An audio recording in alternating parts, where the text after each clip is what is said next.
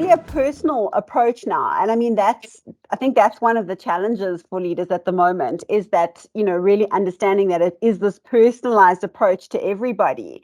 Yeah. And I mean, when we look at, you were saying things a lot around flexibility and hybrid work. And I mean, this is a big topic at the moment, and it's causing a lot of churn in organizations. It's Yeah. causing a lot of people to really reassess where they are and where they want to be. But it brings up a couple of topics which I think are quite interesting. I mean, the first is, how do you genuinely be flexible as a leader? Like, how do you genuinely look at all of the people in your team and say, okay, cool. I'm going to be, we're going to be flexible, and this is what it means, without the policies, without the thing. I mean, when we look at the concept of fairness in this approach, what is your experience with that, and what are your thoughts on?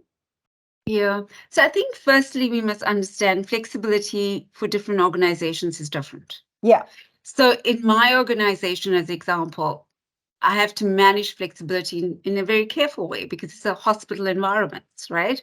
They're essential workers. They are needed in crises all the time. So I have to define that very differently to my corporate office environment, where we can work hybrid and remote. So if I'm more back office, then I'm working remote.